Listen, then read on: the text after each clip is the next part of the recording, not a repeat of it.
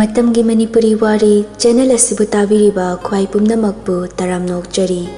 ngasi amung laubirasi Ngamba kunmari subatangka thoibasu meleiga sanagadoriba waridu magi nupi angang tahaningdabana maram oiraga tongana ingna chikna leiriba library kaduda meleibu pushilai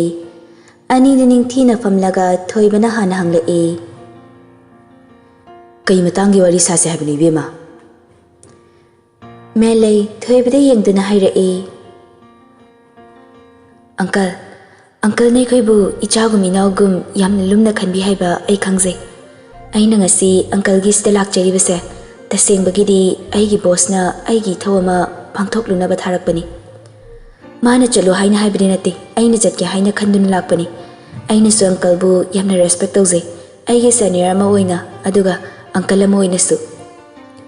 Sir na ingonda uncle go nanaba amukta silu haina haibani aduda aina uncle ga muktang unage haiduna yumsto ina lakchabani hayo kai haining bahibado uncle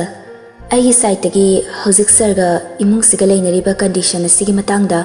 wafam kitang thamjagi ichin sanagi mafam dagi kari karamba makhalgi wari tabano haibadudi ai su khangjadri masina ai gi website gi wari ni Aikoi sir ni yumsta chatuna imung sida miyoi pumbadagi sanabuni ba pamli lambi ase aina thingubagi damal sir na ingonda ngangi ai sulale haibiduma khangalage khanduna nongnini office library ngarang sir na muk ai gi yumda laktuna kaurabadagi lakpani aina office leblubagi ni khangde sir na wakal khantarakbagi ni khangde ngasi ingonda aina pau oina hauduna uncle guna na basilo haiduna sinare Sanagi wakal thamoina kada yona hongkraba masu sargumna pukning wakal hongba ngamdana ngasi su leiribra haibada aisu tasingna khangning mama poi Sarda house character yamna change tawre hanaga manadri nisa su sabada habit ama form tawna ba honari family gi miyoi pumbana themlabasu khamlabasu lepu haiba yadri matang sida uncle na sanabu hana ningthina wakal tahalaba matung sarga muktang unaduna sarbo Wakalong naba hayan basina achum lambi oigadra haina khanjai Mabuk marat tapathoi bani atopa mo oiramlabadi sarakli bawari duda asawa fudoktuna ngangi bawa adu loishindana mayai da thatat lamba yabani adubu thoi badi makutna khadang da sauduna ngangi ba wari adu mamunna tari Melei bu mana masak munna khangbani ngangak ibawa adu maikai animaki yengduna hairakpani haiba thoi ba khangi Sana su soktuna leibadagi yumda leininga haidana yumsta leirakpa nini humni suri wakal pukning hongba leitabra haina aina khali mabungna yamna di haibani wari yam toina tawbani adubu mai leibagi mamidi itata de yai ferel su aina masak muna khangba ngangni wakal khanthaba matawduna magi tongi lambida khudi yamna thigani madu mama sana su khaungani aigi cha sana se wakal taw haiba yagani ai thajade Nang susangduna amuktang yengu magi matawdu nangbu ubada mana kari torakpa haibadasu yengu Hoi, ai changage yengamge sir su aina ngamjabu pai tawduna wakal honganaba honage thabaktagi potharage haina aina khanbani adubu phibam masida adumak thanamlaga chatpada ai ngamgani thajare aduna problem se sofa na toramlaga ai potharage khanbani nang di kari pothaga doriba Nahan yai ferel nangangi haibagira Nate uncle sir nangangbadi ai kaisu khande mana ngangbagi sawbasu leite khaliba wakalondu yaningde haiba makak utbani aina thabak potharage haibadi ai yum kai panaba ima babana silibasida aisu aigi pama pamdaba yengi haidun tawbani aduga uncle aigi site gi request amta tawjage Uncle gi resignation paper da sir gi khutadi lei haibabu hauji phaba uncle gi post do hangduna thamlibani uncle amu office to da lakini haina aikoi sir ne yamna thajabani aduna uncle amu halako personal oina leiriba nungaina daba mayamsina tongana thamkhraga ngasi phaba asigi phibam siyongna ba honarakpada waminarakpa uncle na tokibada aisu nungaiti aduna uncle office ta mu hanbirako Lehoriba office tuna uncle gi mating yamna wathauri lehoriba staff pumbana uncle gi maike yenghauri aikoi sir na uncle gu na ba pambasu wafamase hainaba soiduna oigani haiba ai thajai ꯑꯩꯁꯨ ꯃꯥꯒ ꯋꯥꯔꯤ ꯑꯃꯨꯛꯇꯪ ꯁꯥꯕꯗꯤ ꯗꯔꯀꯥꯔ ꯑꯣꯏꯕꯅꯤ ꯁꯥꯒꯦ ꯑꯩꯒꯤ ꯅꯨꯡꯉꯥꯏꯇꯕ ꯄꯦꯟꯗꯕꯁꯤꯁꯨ ꯏꯆꯤꯟꯅ ꯑꯃꯨꯛꯇꯪ ꯍꯥꯏꯅꯤꯡꯉꯤ ꯃꯁꯤꯃꯁꯨ ꯑꯩ ꯃꯉꯣꯟꯗ ꯍꯥꯏꯒꯦ ꯃꯥꯅ ꯍꯥꯏꯒꯦ ꯈꯜꯂꯤꯕ ꯋꯥꯈꯜꯗꯨꯁꯨ ꯑꯩ ꯇꯥꯒꯦ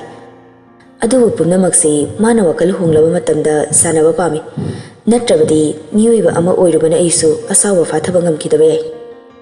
ꯁꯔꯒꯤ ꯋꯥꯈꯜ ꯆꯦꯟꯖ ꯇꯧꯅꯕ ꯑꯩꯒꯤ ꯑꯉꯝꯕ ꯂꯦꯚꯦꯜꯗ ꯍꯣꯠꯅꯖꯒꯦ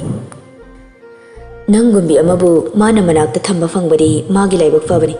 ꯃꯇꯨꯡ ꯇꯥꯔꯛꯄꯗ ꯅꯪꯒꯨꯝꯕꯤ ꯑꯃ ꯃꯄꯨꯟꯁꯤꯒꯤ ꯐꯪꯉꯣꯏ ꯈꯜꯂꯣꯏꯗꯕ ꯋꯥꯈꯜ ꯊꯥꯡꯂꯣꯏꯗꯕ ꯈꯣꯡꯊꯥꯡ ꯑꯃꯅ ꯃꯅꯤ ꯑꯃꯕꯨ ꯃꯅꯥꯛꯇꯒꯤ ꯏꯟꯊꯣꯛꯆꯔꯤ ꯑꯪꯀꯜ ꯑꯩꯕꯨ ꯍꯦꯟꯅ ꯊꯥꯒꯠꯄꯤꯒꯅꯨ ꯑꯩꯗꯤ ꯀꯩꯁꯨ ꯑꯣꯏꯖꯕ ꯅꯠꯇꯦ ꯅꯛꯅꯔꯨꯕ ꯇꯤꯟꯅꯔꯨꯕ ꯑꯃ ꯑꯣꯏꯕꯅ ꯑꯩꯒꯤ ꯑꯣꯏꯕ ꯉꯝꯖꯕ ꯃꯇꯦꯡ ꯈꯔ ꯄꯥꯡꯖꯕꯅꯤ ꯁꯣꯝꯅꯅ ꯄ꯭ꯔꯤꯌꯥ ꯍꯩ ꯃꯍꯤ ꯒ꯭ꯂꯥꯁ ꯑꯅꯤ ꯄꯨꯗꯨꯅ ꯃꯆꯥꯒꯤ ꯀꯥꯗ ꯂꯥꯛꯏ ꯃꯄꯨꯔꯣꯏꯕꯅ ꯃꯦꯂꯩꯒ ꯃꯥꯒꯅ ꯋꯥꯔꯤ ꯇꯧꯔꯤꯉꯩ ꯌꯦꯜꯂꯛꯀꯅꯨ ꯍꯥꯏꯅ ꯋꯥ ꯑꯃ ꯃꯦꯜꯂꯝꯕꯅ ꯃꯆꯥꯒꯤ ꯅꯥꯛꯇ ꯑꯣꯏꯅ ꯂꯥꯛꯄꯅꯤ ꯑꯅꯤꯗꯨ ꯃꯃꯥ ꯆꯪꯉꯛꯄ ꯎꯕꯗ ꯂꯩꯅꯔꯝꯕ ꯃꯑꯣꯡ ꯉꯥꯡꯅꯔꯝꯕ ꯋꯥ ꯎꯠꯅꯔꯝꯕ ꯑꯔꯥꯝ ꯈꯧꯔꯥꯡꯕꯒꯤ ꯁꯛꯐꯝ ꯐꯠ ꯍꯟꯖꯤꯟꯅꯩ ꯄ꯭ꯔꯤꯌꯥꯁꯨ ꯖꯨꯁꯇꯨ ꯃꯈꯨꯠꯇ ꯑꯃꯃꯝ ꯄꯤꯔꯝꯂꯒ ꯑꯃꯨꯛ ꯃꯈꯥꯗ ꯀꯨꯝꯈ꯭ꯔꯦ ꯆꯔꯥꯡꯅꯔꯤꯕ ꯋꯥꯈꯜ ꯄꯣꯊꯥꯐꯝ ꯈꯪꯗ ꯑꯣꯠꯂꯤꯕ ꯑꯗꯨ ꯃꯁꯥ ꯃꯊꯟꯇ ꯐꯥꯊꯅꯕ ꯍꯣꯠꯅꯔꯛꯏ ꯁꯅꯥ ꯅꯪ ꯍꯧꯖꯤꯛꯇꯤ ꯌꯨꯝ ꯄꯥꯜꯂꯕꯅꯤ ꯁꯥꯒꯩ ꯑꯃꯒꯤ ꯃꯧ ꯑꯣꯏꯅ ꯅꯪ ꯂꯩꯔꯕꯅꯤ ꯃꯇꯝ ꯑꯃꯗ ꯄꯥꯝꯈꯤ ꯉꯥꯎꯈꯤ ꯍꯥꯏꯕꯒꯤ ꯌꯨꯝꯅꯥꯛ ꯁꯥꯒꯩ ꯑꯣꯜꯂꯕ ꯅꯪꯅ ꯄꯨꯛꯅꯤꯡ ꯋꯥꯈꯜ ꯍꯣꯡꯗꯅ ꯂꯩꯕꯗꯣ ꯈꯔ ꯂꯥꯟꯕ꯭ꯔꯥ ꯈꯜꯂꯤ ꯄꯪꯂꯥꯡ ꯂꯥꯡ ꯄꯪꯉꯥꯎ ꯉꯥꯎꯖꯔꯁꯨ ꯅꯪꯗꯤ ꯑꯩꯅ ꯅꯨꯡꯗ ꯋꯥꯈꯜ ꯇꯥꯕꯤꯅꯤ ꯍꯥꯏꯅ ꯈꯟꯕꯅꯤ ꯑꯗꯨꯕꯨ ꯅꯪꯒꯤ ꯅꯑꯣꯡꯁꯤꯗꯤ ꯑꯩ ꯍꯩꯅꯗꯦ ꯅꯪꯅ ꯈꯪꯗꯕ ꯋꯥ ꯌꯥꯝꯅ ꯂꯩꯈ꯭ꯔꯦ ꯁꯤꯟꯊꯥ ꯍꯣꯏ ꯂꯩꯔꯝꯕꯗꯤ ꯌꯥꯏ ꯑꯩꯅ ꯈꯪꯗꯕ ꯅꯪꯒꯤ ꯋꯥꯔꯤ ꯃꯌꯥꯝ ꯑꯃ ꯑꯗꯨꯕꯨ ꯅꯪꯅ ꯊꯥꯡꯒꯦ ꯈꯜꯂꯤꯕ ꯈꯣꯡꯊꯥꯡ ꯑꯗꯨꯗꯤ ꯐꯅꯃꯛ ꯑꯣꯏꯗꯨꯅꯁꯨ ꯂꯥꯜꯂꯤ ꯍꯥꯏꯅ ꯂꯧꯏ ꯉꯥꯡꯅꯔꯤꯉꯩ ꯇꯟꯖꯥꯗ ꯃꯦꯂꯩ ꯆꯪꯉꯛꯏ ꯅꯣꯛꯐꯦꯠ ꯇꯧꯗꯨꯅ ꯑꯅꯤꯗꯨꯗ ꯌꯦꯡꯉꯤ ꯑꯅꯤꯗꯨꯁꯨ ꯁꯥꯟꯅꯔꯝꯕ ꯋꯥꯔꯤ ꯂꯦꯞꯇꯨꯅ ꯃꯦꯂꯩꯗ ꯌꯦꯡꯂꯛꯏ ꯁꯅꯥꯗꯤ ꯃꯦꯂꯩꯕꯨ ꯍꯦꯛ ꯎꯕꯃꯛꯇꯗ ꯌꯥꯏꯐꯔꯦꯜꯒꯤ ꯃꯔꯝꯗ ꯍꯪꯅꯤꯡꯕꯅꯤ ꯑꯗꯨꯕꯨ ꯁꯤꯟꯊꯥꯅ ꯍꯧꯖꯤꯛꯇ ꯍꯥꯏꯈ꯭ꯔꯤꯕ ꯋꯥꯗꯨꯅ ꯍꯪꯕ ꯉꯝꯍꯟꯗ꯭ꯔꯦ ꯃꯦꯂꯩꯗꯨ ꯁꯤꯟꯊꯥꯗ ꯌꯦꯡꯗꯨꯅ ꯅꯣꯛꯐꯦꯠ ꯇꯧꯅ ꯍꯥꯏꯔꯛꯏ ꯁꯅꯥꯒ ꯋꯥꯔꯤ ꯑꯃꯇ ꯁꯥꯒꯦ ꯌꯥꯕ ꯅꯠꯇ꯭ꯔꯣ ꯃꯦꯂꯩꯕ ꯍꯦꯛ ꯎꯕꯒ ꯈꯣꯏꯗꯧ ꯍꯦꯛꯇ ꯁꯥꯎꯅꯤꯡꯕꯅꯤ ꯁꯤꯟꯊꯥꯗꯤ ꯍꯧꯖꯤꯛꯅ ꯍꯦꯟꯅ ꯑꯃꯨꯛꯀ ꯁꯥꯎꯅꯤꯡꯍꯜꯂꯦ ꯑꯗꯨꯕꯨ ꯅꯣꯛꯁꯤꯟꯅꯗꯨꯅ ꯈꯨꯝꯃꯤ ꯍꯣꯏ ꯆꯦ ꯃꯃꯥꯏꯗꯨꯅ ꯃꯦꯂꯩꯗꯒꯤ ꯍꯦꯛ ꯂꯩꯊꯣꯛꯈꯤꯕꯒ ꯑꯔꯩꯕ ꯃꯈꯩ ꯁꯨꯞꯇꯨꯅ ꯃꯊꯟꯇ ꯀꯅꯥꯁꯨ ꯇꯥꯍꯟꯗꯅ ꯁꯣꯜꯂꯤ ꯍꯨꯔꯥꯟꯕꯤ ꯏꯋꯥꯁꯨ ꯏꯃꯥꯟꯅꯕꯤꯁꯨ ꯂꯣꯏꯅ ꯍꯨꯔꯥꯟꯕꯤ ꯍꯥꯏꯁꯤꯅꯤ ꯃꯦꯂꯩꯗꯨ ꯂꯦꯞꯇꯨꯅ ꯂꯩꯕꯗꯨꯗ ꯁꯅꯥꯅ ꯐꯃꯨꯡ ꯃꯅꯥꯛꯇ ꯂꯩꯔꯤꯕ ꯃꯣꯔꯥꯗꯨꯗ ꯌꯦꯡꯗꯨꯅ ꯍꯥꯏꯔꯛꯏ ꯆꯦ ꯃꯣꯔꯥꯗꯨꯗ ꯐꯝꯃꯣ ꯃꯦꯂꯩꯁꯨ ꯐꯝꯊꯩ ꯁꯅꯥꯒꯤ ꯃꯤꯠ ꯑꯅꯤꯗꯨ ꯌꯦꯡꯕꯗ ꯈꯪꯉꯤ ꯂꯩꯇꯥꯗ꯭ꯔꯦ ꯃꯁꯥꯗꯨ ꯈꯣꯏꯔꯥꯡꯉꯤ ꯍꯥꯏꯕ ꯃꯤꯠꯀꯤ ꯑꯥꯏꯕꯣꯜꯗꯨ ꯉꯥꯏꯍꯥꯛꯇ ꯇꯨꯃꯤꯟꯅ ꯂꯩꯇꯦ ꯑꯃꯗ ꯑꯃꯨꯛ ꯀꯣꯏꯑꯣꯠ ꯑꯣꯠꯂꯤ ꯃꯦꯂꯩ ꯁꯅꯥꯗ ꯌꯦꯡꯉꯝꯕꯗꯒꯤ ꯃꯈꯥꯗ ꯅꯣꯟꯊꯗꯨꯅ ꯁꯣꯔ ꯑꯃ ꯁꯥꯡꯅ ꯍꯣꯟꯗꯣꯛꯇꯨꯅ ꯍꯥꯏꯔꯛꯏ ꯋꯥꯈꯜ ꯍꯣꯡꯕ ꯉꯝꯗ꯭ꯔꯤ ꯆꯦ ꯀꯔꯤꯒꯨꯝꯕ ꯁꯔꯅ ꯍꯧꯖꯤꯛ ꯂꯥꯛꯄ ꯊꯣꯛꯂꯕꯗꯤ ꯀꯝꯗꯧꯕ ꯅꯪ ꯀꯩ ꯇꯧꯔꯝꯒꯅꯤ ꯃꯥꯒ ꯄꯨꯟꯅ ꯆꯠꯈꯤꯒꯗ꯭ꯔꯥ ꯅꯠꯇ꯭ꯔꯒ ꯃꯥꯕꯨ ꯐꯖꯅ ꯋꯥꯍꯩꯅ ꯋꯥꯈꯜ ꯇꯥꯍꯟꯒꯗ꯭ꯔꯥ ꯆꯦ ꯑꯩ ꯈꯪꯉꯤ ꯅꯪꯁꯨ ꯁꯔꯁꯨ ꯋꯥꯈꯜ ꯍꯣꯡꯕ ꯉꯝꯗ꯭ꯔꯤ ꯍꯥꯏꯕ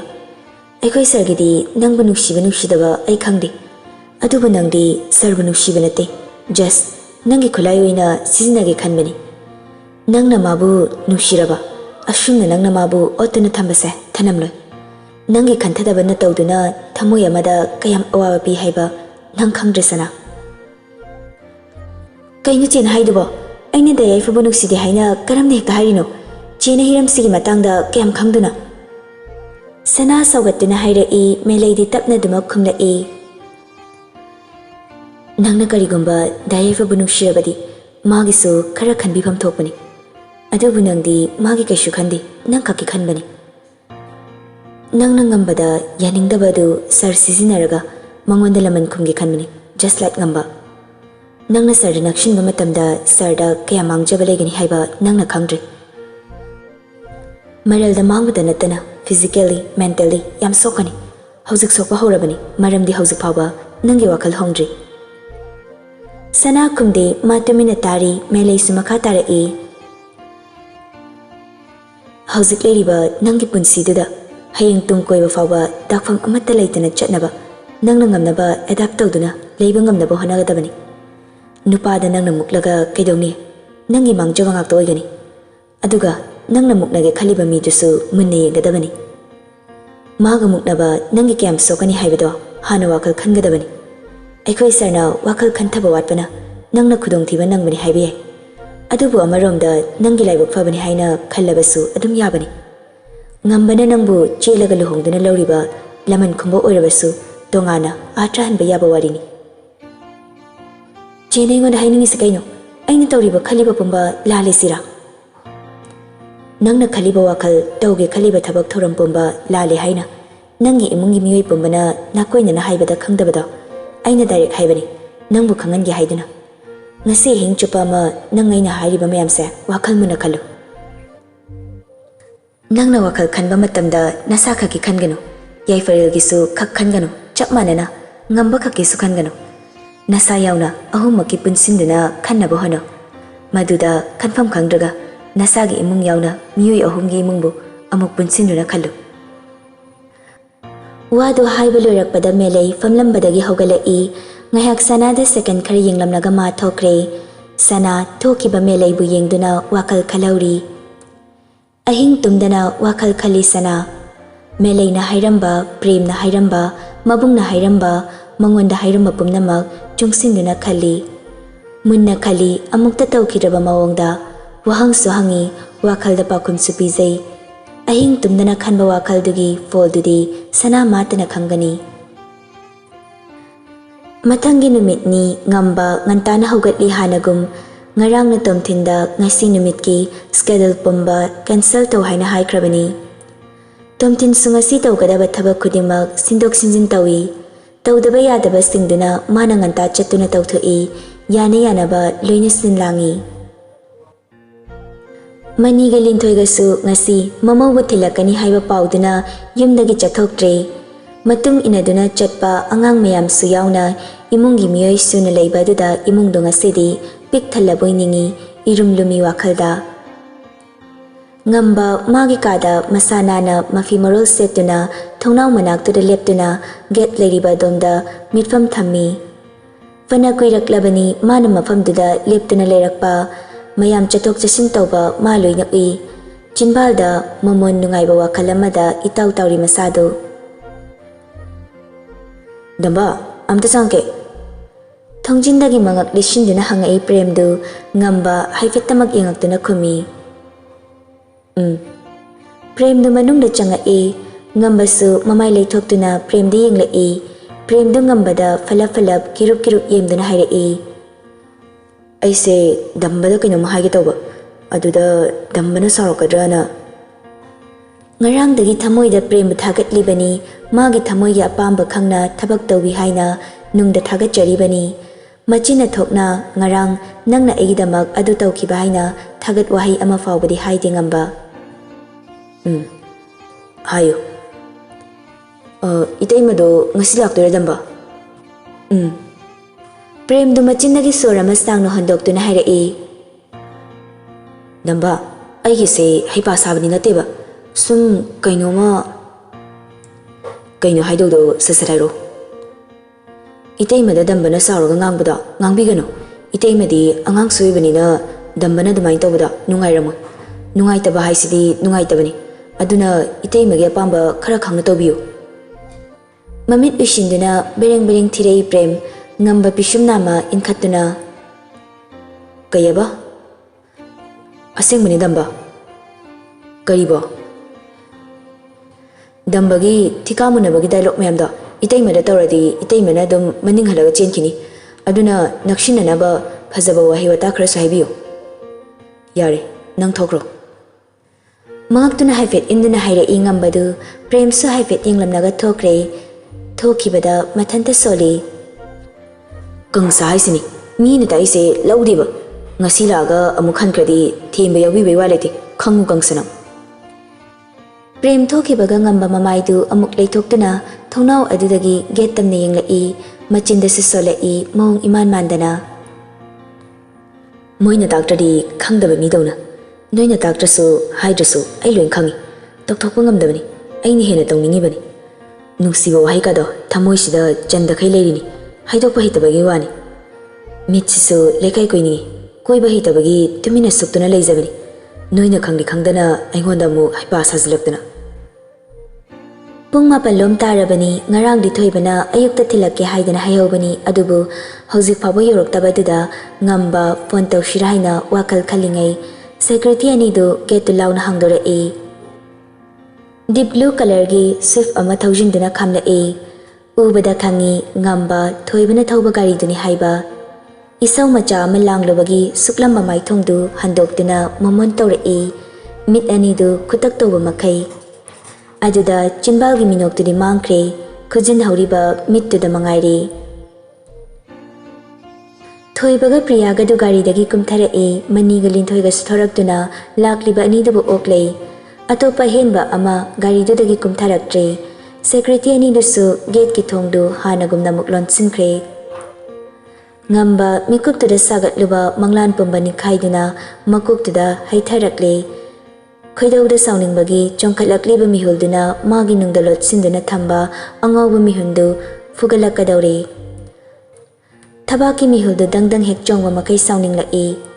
Mamaidu thongnau adomdagi fatlaikshilakduna asauba asupa sakhwamda makhong thangba hawi. Hogalaiba sauningbagi ihul pumba makut anidu kutum chetna tashinduna maduda fumjinduna thambagumna khong thangduna lai. Magi kagi thongdu hangduna makhada haujikta changkriba Thoibaga Priyaga na leiriba mafam adu tamna asauba pumba puduna Ngamba lai.